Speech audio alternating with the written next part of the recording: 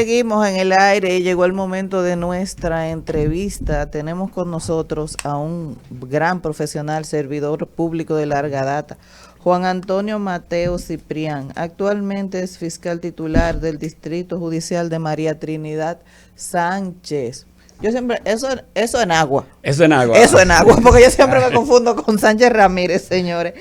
Bueno, él dice que él es poeta. Eso lo vamos a hablar fuera del aire, Mateo. Bueno, él no lo dice, no, yo lo tengo probado. Es verdad, probado. Sí. Señores, Bienvenido. Gracias, gracias. Pero sobre todo, Mateo, ahora te estás ocupando de un tema que está muy en boga, para el cual los actores del sistema de justicia se habían venido preparando de forma silenciosa.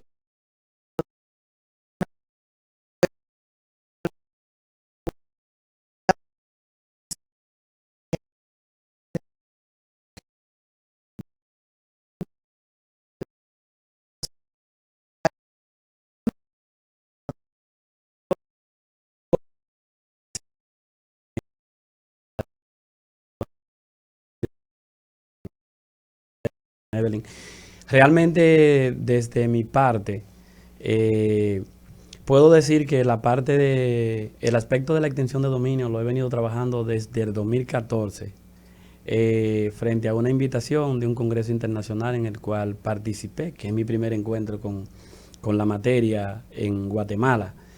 Hay algunos actores del sistema de justicia y ahora pudiera mencionar a la magistrada Febrillé, a la magistrada Giselle que se han curtido realmente en esta parte de la extinción de dominio. Y la Escuela Nacional del Ministerio Público desde hace 2 años ha proyectado y se ha impartido un diplomado en antilavado de activos y extinción de dominio. Igual la Escuela Nacional de la Judicatura ha trabajado bastante el tema. Realmente la ley de extinción de dominio es un hecho y instamos a cada uno de los actores a que sigan profundizando en una norma que, aunque no es precisamente lo que se deseaba, se obtuvo lo que se pudo y con ella viene a ayudar a esa gran persecución de la criminalidad organizada y los delitos conexos en la que está inmersa ahora el órgano persecutor público. El proyecto académico, magistrado, que usted protagoniza, ¿en qué consiste? ¿Cuándo se repite? Es interesante porque ahora todo el mundo, después de la existencia de la ley, está buscando nichos para prepararse. Y yo creo que lo que usted le está aportando a la sociedad es el mejor de todo, según la promoción que Manzano le ha dado, y yo sé que si usted está ahí es porque es así. Sí, gracias. Bueno, ahora mismo estamos en la segunda versión de la maestría. Vamos a la tercera asignatura que precisamente le corresponde al maestro Manzano el día 12 que inicia. Y de hecho hubo que hacer un tercer grupo que ya está listo casi para comenzar. Qué bueno. La Universidad Autónoma de Santo Domingo con esa visión amplia. La primera promoción fue 2022, en medio de la pandemia, la Universidad Autónoma de Santo Domingo se aperturó y bueno, maestro Manzano, tuvimos que... Hicimos un esfuerzo extraordinario, primero crear el programa, lograr que se apruebe porque estábamos hablando de que solamente teníamos aprobada la ley antilavado y que todavía no estaba ni siquiera... aprobada. Ustedes saben que duró 11 años para que el Congreso pudiera aprobar la ley de extinción de dominio. Claro. Pero con la experiencia extranjera, Colombia, Guatemala, México y el mismo Estados Unidos, que nos ha dado todo el apoyo en materia de persecución, pues pudimos aprobar el programa y ya pasó en su primera versión, está en su segunda versión y la universidad ha tenido que aperturarse a un tercer programa. ¿Cómo se llama, magistrado? Antilavado de activos y extinción de dominio. Wow. Fue una visión que resultó en el 2016. En el 2016, gracias a un gran número de abogados como el maestro Manzano, el maestro Nieves, el maestro José Parra, que le dieron apoyo a este humilde servidor en esa idea de proyectar que una materia tan importante como esta, pues se pueda llevar a un programa de maestría. La Escuela Nacional del Ministerio Público ha impartido ya 4 versiones del diplomado bajo el mismo nombre, en ese ánimo de que los actores se preparen.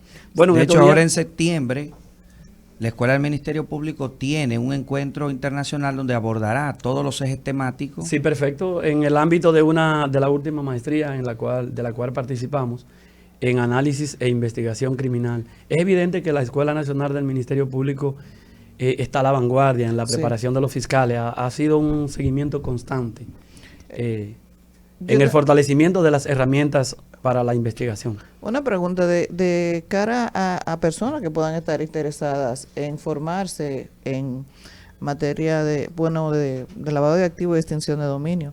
El tema de los delitos conexos y de las incidencias económicas abarca este programa de maestría todo este tema de trata de blanca, financiamiento de terrorismo, los delitos empresariales, todo ese tipo de... Todo eso, el programa es variado. Tiene una asignatura precisamente que se llama Delitos Económicos. Tiene una asignatura que se llama... Déjame adivinar cuál es el titular. Por Dios. Y mano fuera. ¿Quién lo deja fuera? ¿Quién lo deja voy de fuera? oyente el 12. No, perfecto. Entonces, abarca todo lo relativo al crimen organizado. Porque el lavado de activos, en sus dos vertientes, como delito autónomo y como delito precedente, va a partir de una gran lista de delitos. De hecho, en la primera versión de la maestría, estuvimos ahí todo el tiempo que duró, pegado al computador, para hacer precisamente las actualizaciones del lugar correspondiente. Y hay una asignatura que se llama Investigación de la Criminalidad Organizada. Wow. Pero en el primer programa de maestría, por ejemplo, había una asignatura llamada Criminología. Pero ahora nosotros, al actualizarlo, Criminalística Avanzada. ¿Por qué? Porque todas y cada una de las investigaciones relativas a la criminalidad organizada requieren de la criminalística forense.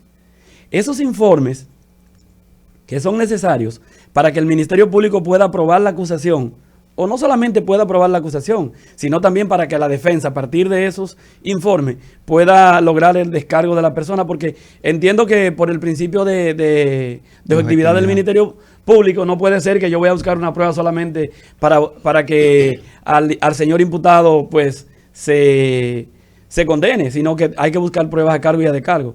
De hecho, que en los primeros 5 años que se dio el primer programa y que culminó el primer programa, ahora estamos con un programa actualizado, más compactado. Por ejemplo, una asignatura que se llama Práctica en los Tribunales, Prácticas Externas, para que no sea solamente la teoría que va el docente, porque digamos que la teoría la podemos conseguir en los libros e inclusive en la web, muchísimas de esas teorías que están allí, pero hacer la práctica, ir al lugar. Esa es la idea. En el tema de la extinción de dominio, la práctica también será nueva, porque obviamente la ley recién acaba de aprobarse. Ahora, no sé si dentro de esa maestría se toca más o menos el proceso de extinción de dominio. Pero claro que sí, las 2 etapas que lleva el proceso de extinción de dominio, y hay una asignatura que la creamos en el 2016. Y la ley causas claro que sí, porque bueno, ha habido algunas variaciones. Por ejemplo, cuando nosotros comenzamos el primer programa, hablábamos de una figura de la carga dinámica de la prueba. Ahora, con la aprobación de la ley 340-2022 sobre extinción de dominio, han variado algunos aspectos, pero en términos generales, el proceso es igual, el proceso es el mismo. Por ejemplo, respecto al tribunal, nosotros hubiésemos querido, y es nuestro deseo, y es lo que se ha visto en la mayoría de los países que han aprobado, que hay, por ejemplo, un tribunal especializado en extinción de dominio. Debería. Sí, aquí, sencillamente, va a haber un tribunal, lo va a ver la Corte. Okay, es la misma Corte. En la misma Corte lo va a ver, pero va a ser en función. Es decir, en atribución de extinción de dominio. Pero será la misma Corte. Será la misma Corte, es el mismo procedimiento. Hay una primera parte, 2 etapas, lo vamos a ver aquí. La etapa de la investigación patrimonial que le corresponde al Ministerio Público, que no hay nada distinto. Incluso la misma ley manda a que el Ministerio Público utilice los métodos de investigación, todos los mismos métodos de investigación y las técnicas avanzadas de investigación, porque el Ministerio Público aquí tendrá que hacer su tarea. Va a tener que probar que esos ilícitos que está cuestionando como posible causal para la acción de extinción de dominio, sencillamente se corresponden con las causales que plantea el catálogo que establece la ley. El Ministerio Público igual tendrá que hacer su tarea. Wow. Y el aspecto de la querella, ¿verdad? Digamos, de la denuncia. Creo que también la ley trató eso. Sí, la denuncia puede ser inclusive de oficio, el Ministerio Público puede iniciarlo. Okay. Y la denuncia, y ojo, ha mencionado una interesante pregunta, ha dicho. Pero no solamente que existe el término denuncia, que los ciudadanos pueden denunciar, sino que tiene consecuencias. Exacto. La denuncia farsa. Exacto, pero no solo la denuncia farsa, sino la temeridad del Ministerio Público. Porque si el Ministerio Público hace su trabajo en violación a los derechos de los afectados, ojo, hablando de afectados, no van a escuchar que hablamos de imputados, porque no es un proceso en contra de la persona, es del bien. Es un proceso in rem, contra el bien, contra el patrimonio. Y el Ministerio Público tendrá que probar la situación de por qué entiende que ese bien o esos bienes pueden caer en el proceso de extinción de dominio. Yo voy a hacer 3 supuestos, profesor, de la ley de extinción de dominio muy práctico, que se había dejado de lado en la ley de lavado de activos. En la confiscación, que no se puede confiscar bienes, se dice la Constitución, por el hecho de cometerlos, sino extinguirlos si están vinculados directamente. Correcto. Entonces, el supuesto de aquel, sin comprometer académicamente, el supuesto de que hayan personas que han sido extraditables y que luego regresan y disfrutan de esa fortuna que tenemos en República Dominicana, luego de acuerdos, ese primer supuesto. El supuesto donde la persona fallece, evidentemente cometiendo ilícitos, pero los sucesores se benefician de eso. La causal le decía, no, se extinguió la acción penal con la muerte. Y en el tercer supuesto, aquella víctima que viene y toma un préstamo, el banco, lo que dan un préstamo y toman en garantía un bien que se afecte. En esos 3 supuestos, ¿qué soluciones le da la ley? En el primer supuesto, en lo relativo a la sentencia que se dio allá, la ley es bastante clara respecto a la cooperación internacional.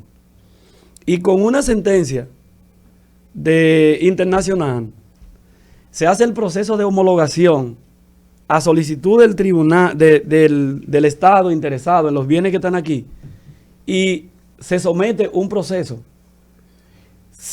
La sentencia deberá estar apostillada, deberá hacerse a través de la Cancillería, en la solicitud de sometimiento, pero además, aquí hay algo bastante interesante, y es que el Estado Dominicano tiene la primacía en contra del bien cuando hay un proceso o cuando entra en contradicción los bienes que se están pidiendo a partir de una sentencia internacional que ha pedido, y se le da preferencia al Estado para que el Estado pueda hacer el juicio de extinción de dominio, incluso a partir de esa sentencia, porque esos bienes estén sometidos a un proceso de extinción de dominio. Pero esa primacía es frente a quién?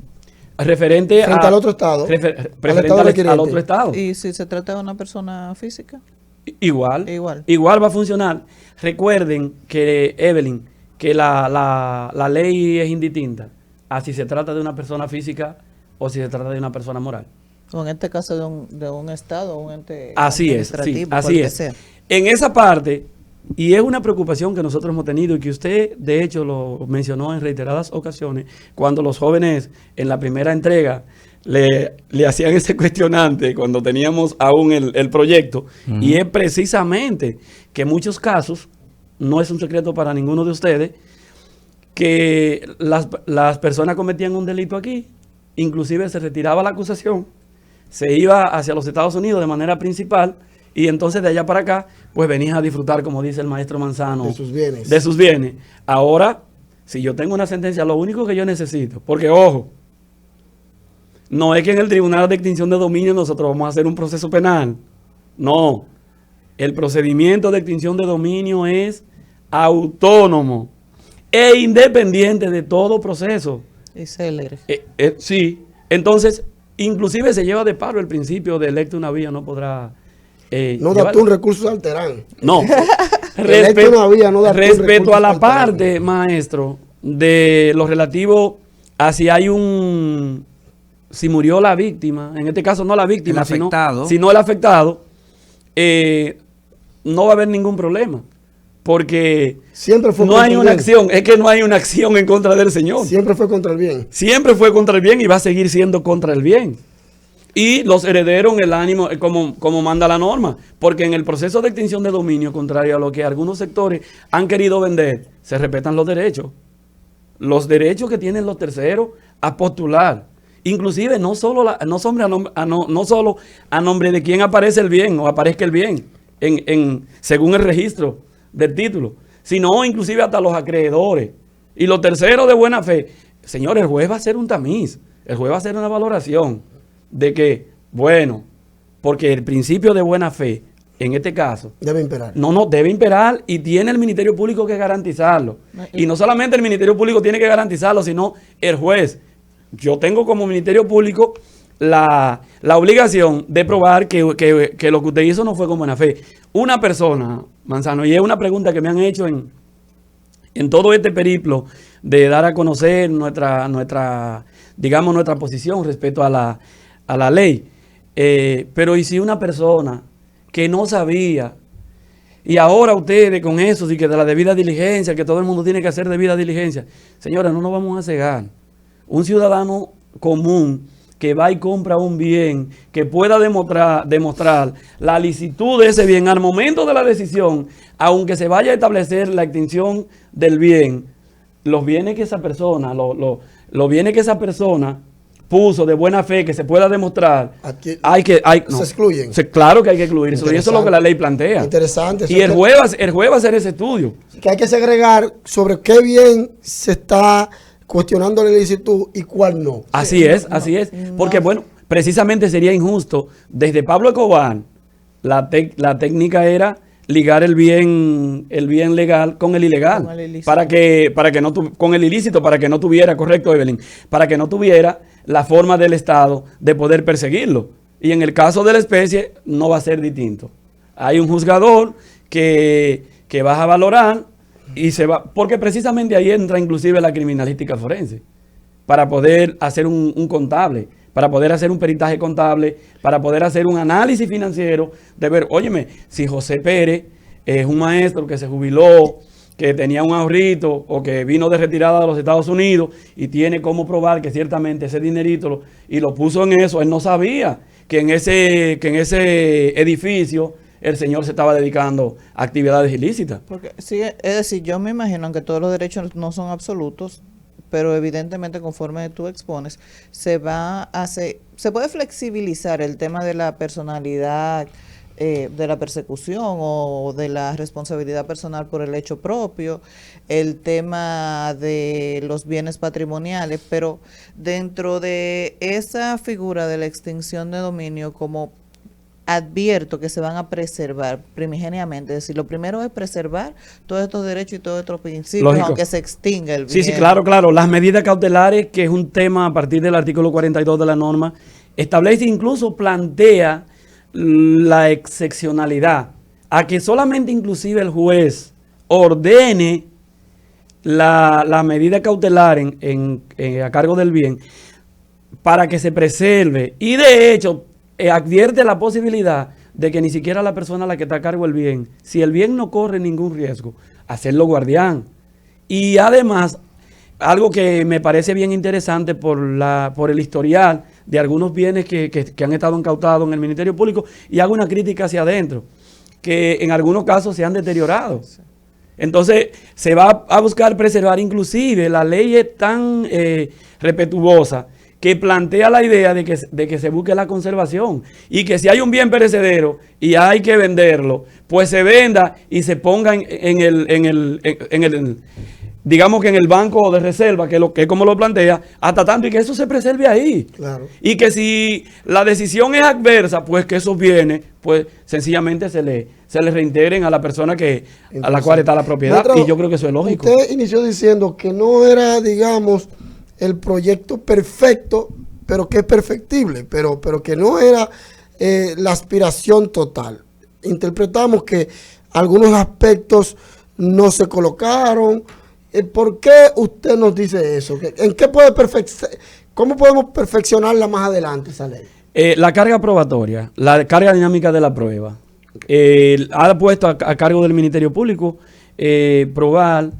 Sin embargo, hay un caballo de Troya que está en la ley y le voy a dar un chivito aquí a los abogados amigos. En la tipología que la ley establece relativo a los bienes injustificados. Eso es amplio, maestro. Sí, muy amplio. A los bienes injustificados, por ahí me da una vertiente al Ministerio Público. Una brecha bastante interesante. Pero de entrada, la carga dinámica de la prueba hubiese sido interesante y además el tribunal especializado hubiese sido también una forma. Sacaron la retrospectividad de la ley, aunque también ahí le voy a dar una brechita también a los abogados. Exacto, eso yo escuché también, que no fue del todo sacada. No fue del todo sacada. Eso lo va a interpretar en su momento. Si hacemos una combinación de lo que establece el artículo 7 de la norma y el 110, ustedes que son bien duchos en eso de análisis se van a dar cuenta de que no es del todo. Pero evidentemente la judicatura va a juzgar un papel preponderante al momento de interpretar. Y vamos a ver que quizás las primeras acciones llegarán al TC. Y va a ocurrir lo que pasó en Colombia. En Colombia lo primero que se habló de la extinción de dominio fue un decreto. Todo inició con un decreto. Y luego la Sala Constitucional de Colombia, que ha hecho una interpretación magnífica referente a la parte del principio de buena fe, concretizó, inclusive respecto al principio de buena fe, habla ampliamente de que lo que no nació lícito nunca va a ser lícito. Mateo, en 2 minutos, ¿qué podemos esperar de esta formación que diriges, tienes el honor de coordinar? ¿Cuál es la invitación? ¿Cuándo empieza la otra entrega? A los profesionales del derecho. Es importante eso. Lo primero es que la próxima entrega, porque vamos en la 4ª asignatura del segundo programa, y ya la universidad tuvo que abrir otra, y en los próximos días inicia. Yo le puedo garantizar, y el maestro Manzano ha visto el contenido de la programación, porque de hecho fue un mentor que nos colaboró para que se hiciera de la mejor manera.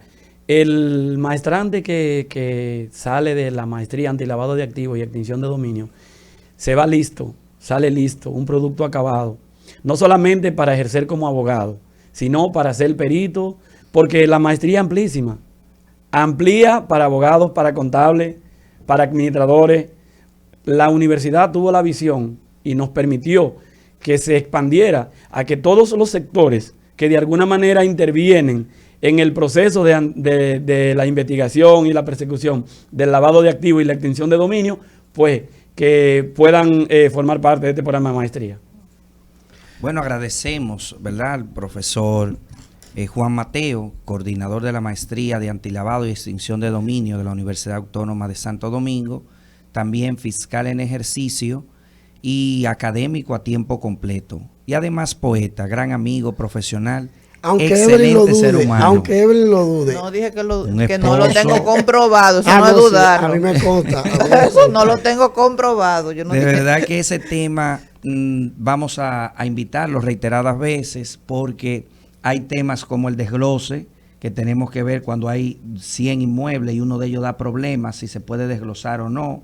Tenemos que ver el tema de la competencia, que habla donde mayor cantidad de bienes. Si hay 7 vacas en un lugar y una empresa de 100 millones, tenemos que irnos al departamento correspondiente.